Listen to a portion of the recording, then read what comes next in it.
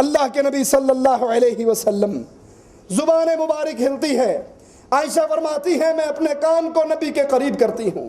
اللہ کے نبی اپنی زبان سے ارشاد فرماتے ہیں مع الذین انعمت علیہم من النبیین والصدیقین والشہداء والصالحین اللہم اغفر لی اللہم ارحمنی اللہم الحقنی بالرفیق الاعلی۔ یہ الفاظ اللہ کے نبی کی زبان مبارک سے نکلتے ہیں،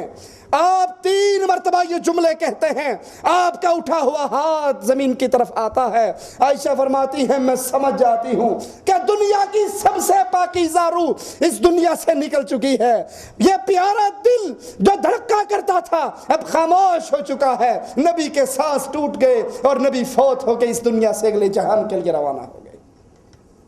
انا للہ و انا الیہ راجعون۔ صحابہ کو یہ خبر ملتی ہے، مدینے پہ اندھیرے چھا جاتے ہیں، عمر تلوار نکال کر کہتے ہیں من یہ اعلان سن لو جس نے یہ کہا کہ رسول فوت ہو گئے میں اس کی گردن کو کاٹ ڈالوں گا۔ عمر تلوار نکالتے ہیں، بلال مدینہ چھوڑ جاتے ہیں، عثمان بے ہوش ہو کے گر جاتے ہیں۔ کسی کو یقین ہی نہیں آتا کہ محمد کریم صلی اللہ علیہ وسلم فوت ہو گئے۔ عمر کہتے ہیں نہیں میرا نبی نہیں مرا، یہ تو صرف اللہ سے ملاقات کرنے کے لیے گئے، واپس آ جائیں گے۔ نبی کو دفن کر دیا جاتا ہے، فاطمہ کو اطلاع ملتی ہے، فاطمہ رضی اللہ تعالی عنہ آواز لگاتی ہے واہ ابتا اجاب ربا دعا، میرے بابا اللہ نے بلایا اور تو اللہ کے لیے اللہ کے پاس چلا گیا۔ واہ ابتا جنت الفردوس مأوا، بابا تیرا ٹھکانہ تو جنت الفردوس بن گیا۔ انس سے پوچھتی ہے انس تم وہ دل اور وہ جگر تمہارے پاس کہاں سے آیا کہ تم نے اپنے ہاتھوں سے رسول اللہ کے جسم پہ مٹی ڈال دی؟ انس کہتے ہیں فاطمہ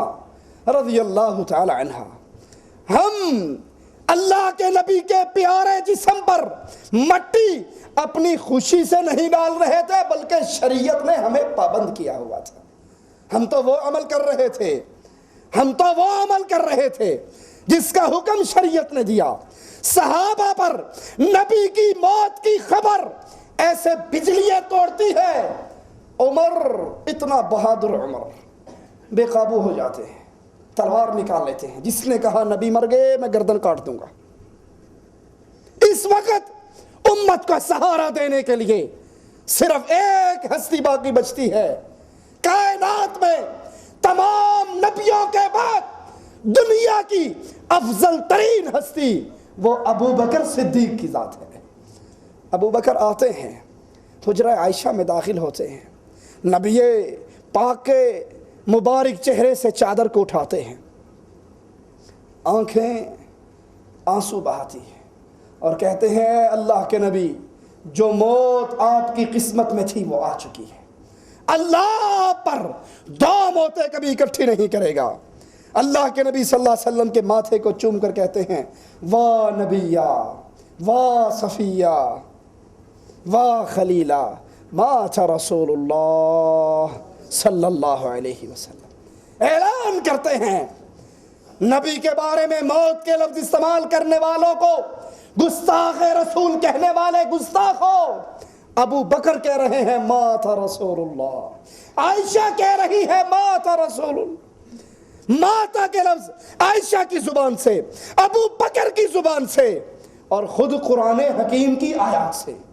مسجد نبوی میں آتے ہیں، صحابہ کو دیکھتے ہیں جو غم کے اندر ڈوبے ہوئے، عمر کو دیکھتے ہیں تلوار نکال کر کھڑے ہیں، کہتے ہیں اجلس یا عمر، عمر بیٹھ جاؤ۔ پہلا خطبہ ارشاد دیا، سنیے ذرا صدیق کا خطبہ، آواز لگاتے ہیں من کان یعبد منکم محمد فإن محمد قد مات، تم میں سے جو محمد کی پوجا کرتا تھا،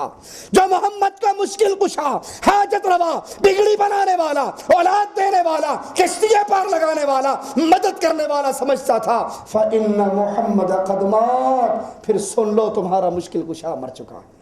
تمہارے نبی مر چکے ہیں، تمہارے نبی پہ موت آ چکی ہے۔ وَمَنْ كَانَ يَعْبُدُ اللَّهِ،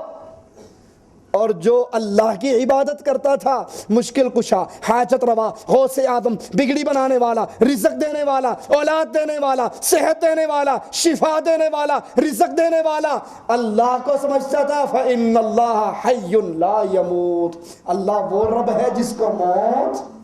نہیں آنی۔ یہ آواز لگا کے قرآن کی آیات کی تلاوت کرتے ہیں، وَمَا مُحَمَّدٌ إِلَّا رَسُولٌ قد خلت من قبلہ الرسل افإن مات۔ او لوگو، محمد کریم اللہ کے رسولوں میں سے ایک رسول تھے،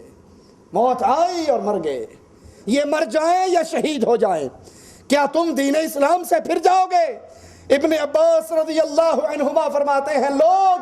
ان آیات کو بھول چکے تھے۔ جب ابو بکر نے یہ آیات پڑھی تو ہر انسان کی زبان پہ قرآن کی یہی آیات تھی۔ عمر نے جب یہ آیات سنی رضی اللہ عنہ وارضا، عمر کی ٹانگیں عمر کے جسم کے بوجھ کو نہ سنبھال سکی اور وہ زمین پہ گر گئے، انہیں یقین ہو گیا کہ محمد کریم فوت ہو گئے صلی اللہ علیہ وسلم۔ لیکن یاد کیجئے، نبی کا جسم مبارک اس دنیا کو چھوڑ کر جنتوں کے اندر روانہ ہو گیا، آپ کی روح مبارک جنت میں، لیکن نبی کی سیرت، نبی کی زندگی، نبی کی خوشبو ہمارے ساتھ ہماری زندگی کے ایک ایک عمل میں ہے۔ جو نبی جیسا حج کرتا ہے، نبی کی سیرت اس کے ساتھ ہے، جس کا چہرہ نبوی ہے، نبی کی سیرت اس کے ساتھ ہے، جس کی نماز محمدی ہے، نبی کی سیرت اس کے ساتھ ہے، جس کا نکاح محمدی ہے، نبی کی سیرت اس کے ساتھ ہے، جس کی تجارت محمدی ہے، نبی کی سیرت اس کے ساتھ ہے، جس کا جہاد محمدی ہے، نبی کی سیرت اس کے ساتھ ہے۔ نبی زندگی کے اعمال، ایک ایک اعمال ہمیں اپنے پاس سے سکھا کر کے اللہ کی شریعت بتا کے گئے، جو اس پہ چلتا ہے وہ یوں سمجھے وہ محمد کریم صلی اللہ علیہ وسلم کی زندگی پر عمل کر رہا ہے صلی اللہ علیہ وسلم۔ لیکن افسوس، وہ دن جو مدینہ کا سب سے تاریک دن تھا،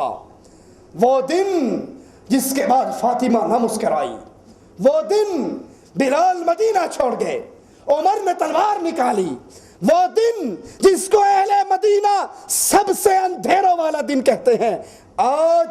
مولویوں نے اپنے پیٹ کی جہنم کو بھرنے کے لیے اس دن کو جشن عید میلاد النبی کا دن کہلا دیا۔ نبی کے صحابہ پریشان،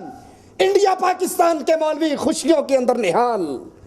ادھر غم ہے ادھر خوشی ہے، ادھر حسن حسین نانا نانا کہہ رہے ہیں، ادھر فاطمہ وابتا کہہ رہی ہے، اور ادھر 12 ربیع الاول کو جلوس ہے، بھنگڑے ہیں، ڈھول ہے، چمٹے ہیں، گانے ہیں، باجے ہیں، عورتیں بھڑکیلے لباس پہن کے بازار میں ہیں، مولوی بھی ناچ رہا ہے، عوام بھی ناچ رہی ہے۔ تمہاری شادی ہو اور باپ مر جائے، ڈھول پیٹو گے، گانے گاؤ گے، لڈو بانٹو گے، خوشیاں مناؤ گے۔ آج محمد صلی اللہ علیہ وسلم فوت ہوئے، آج فاطمہ کا بابا مرا ہے، آج حسنین کا نانا مرا ہے، آج بلال کا آقا مرا ہے، ظالموں تم نے اسی دن کو خوشی منانے کے لیے رکھا۔ یہ دن صحابہ پر اندھیرے لے کر آیا، غم لے کر آیا، دکھ لے کر آیا، صحابہ بکھر گئے، عرب مرتد ہو گئے، لوگوں نے زکوٰۃ دینے سے انکار کیا، فتنوں کے دروازے کھلے، لوگ نبی کی مجلسوں کو یاد کر کے بلکنے لگے، اور آج ہم کلمہ پڑھ کے 12 ربیع الاول کو گدھوں کے اوپر، کھوتیوں کے اوپر چڑھ کے جلوس مناتے ہیں۔ یہ محبت رسول ہے؟ یہ دشمنی ہے رسول اللہ سے۔ جن چیزوں کو رسول حرام کر کے گئے، ہم نے اسی رسول کے نام پہ ان چیزوں کو حلال کر لیا۔ نبی نے ساز کو حرام کیا، نبی نے ڈھول پیٹنے سے منع کیا، گانے گانے سے منع کیا، خوشبو لگا کے بے پردہ عورتوں کے گھروں سے باہر نکلنے سے منع کیا۔ ہم نے جشن میلاد کے نام پہ وہ سارے کام حلال کر لیے۔